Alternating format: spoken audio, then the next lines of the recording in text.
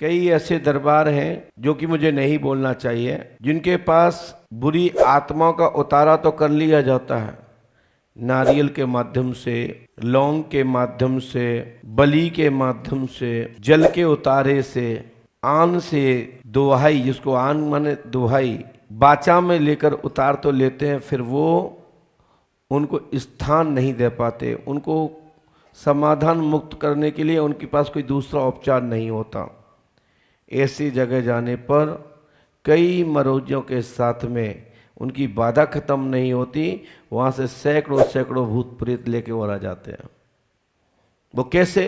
क्योंकि वहाँ किसी की बैठने की व्यवस्था तो की नहीं गई, उनके समाधान की रास्ता तो बनाया नहीं गया, उतारा से वचन से उतार तो लिया। तो मैं कहना चाह रहा था कि जो भूत प्रेत उतार तो लेते हैं, तो वो उतारे कैसे जाते हैं? जैसे आपको पता लग जाए कि इस पे प्रेत है, तो उस प्रेत को बोल दो तुम्हें अपने गुरु की दुहाई, वो शांत हो जाएगा।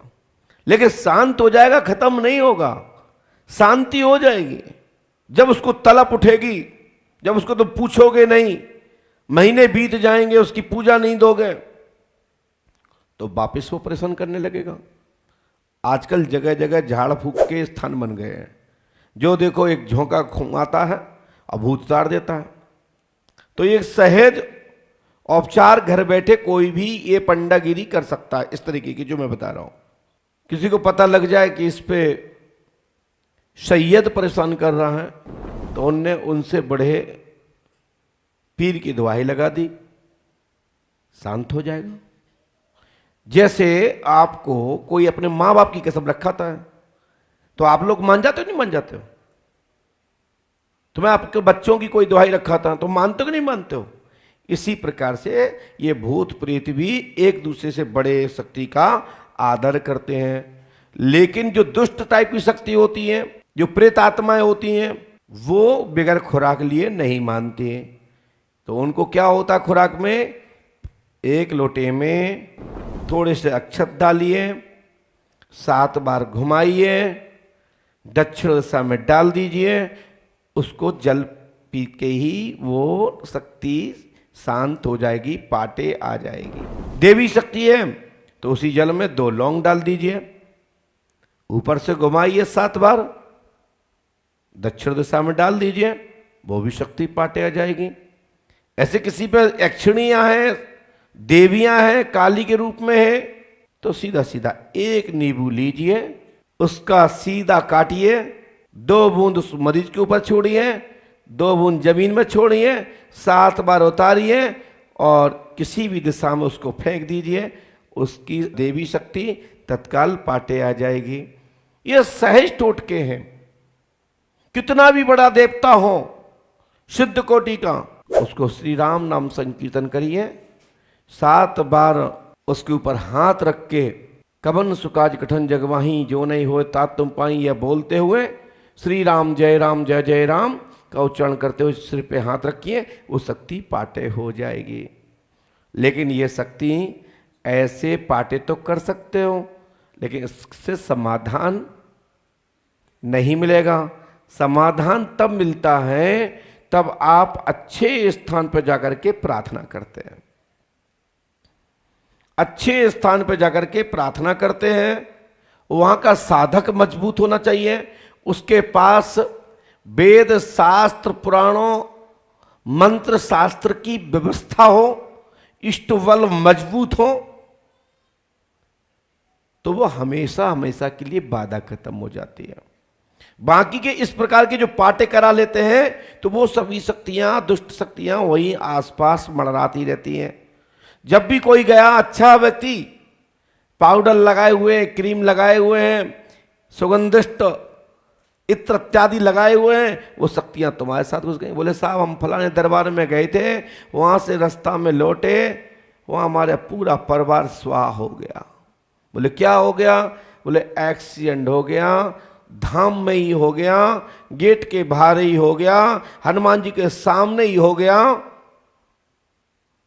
तो उसमें गलती उस स्थान की है कि देख के नकल करके उतारा तो किया जा सकता है, लेकिन वो उनकी व्यवस्था नहीं करोगे, उनको गया नहीं ले जाओगे, उनको प्रयागराज नहीं ले जाओगे, उनको किसी पवित्र तीर्थ स्थल में जाकर के उनकी गणंती नहीं कराओगे, उनके घर परिवार वालों के द्वारा पूजित नहीं कराओगे, यदि घर परिवार की कोई पितृ शक्ति है तो तब तक समाधान नहीं मिलेगा। ये दिमाग में बैठा लीजिए। किसी भी ऐसे उतारे वाले जगहों पर जाते हो, झाड़ फूक वालों के यहाँ जाते हो, तो वहां आप जाएं, अपने घर जब वापसी पहुंचते हो तो घर में पहले से फोन कर दो कि हम द्वारे पर आए, हमारे ऊपर से 1 लोटा जल उतार करके बाहर डाल दो, तब हम प्रवेश करेंगे। तो जो भी बाहर की आत्मा कोई लग के आई होगी, प्रेत आत्मा कोई लग के आई होगी, साथ लग के आई होगी, चल के आई होगी, तो वो बाहर की बाहर वापस लौट जाएगी। तुम्हारे घर में उपद्रव, कलेश, तनाव, डिप्रेशन, घर में जनहानि नहीं होगी। ये मैंने आप लोगों को उपाय बता दिया। आज का ये उपाय विशेष रूप से नोट करें। विशेषकर जहां थार लगते हैं वहां का नारियल प्रसाद के रूप में दिया भी जाए तो घर में नहीं रखना है, क्योंकि उतारा हुआ किसी का और वो तुम्हें दे दिया जाए तो उसकी आत्माएं भी तुम्हें लग जाएंगी। हां, कोई हनुमान जी के मंदिर का प्रसाद है तो निसंदेह पाओ, आप पे कोई भी भूत प्रेत नहीं आ सकता।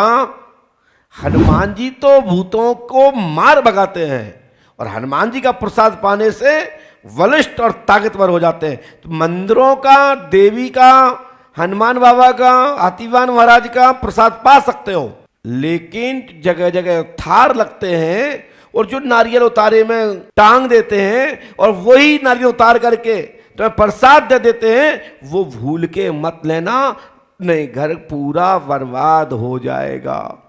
जितने लोग लाइव में सुन रहे होंगे, कहीं से भी ऐसे नारियल लाए होंगे, वो वाइज करें कि उनकी जिंदगी कहां थी और कहां पहुंच गई, नरक हो गई। मैं किसी का नाम नहीं ले रहा हूं, मेरे पास हजारों सैकड़ों लोग हर महीने लोग रोते हैं, लेकिन नाम लेंगे तो आपसी मतभेद बनता है। लेकिन गुरु होने के नाते यदि हम मार्गदर्शन नहीं करते तो फिर दोष भी लगता है। यदि कोई जानकार व्यक्ति बैठा है, उसके सामने कोई बच्चा गलती कर रहा है और हमारा बड़ा बुजुर्ग उसको नहीं डांट रहा, तो उस दोषी घटना के में वो बालक के साथ आप भी हैं। उसी प्रकार से हम अपनी आंखों से कोई चीज देख रहे हैं और वो गलत है तो टोक देना चाहिए कि बेटा, भैया, मेरी माताएं, मेरी बहनें, मेरे बच्चों, ऐसा नहीं करना है, इससे हम सबको नुकसान होता है।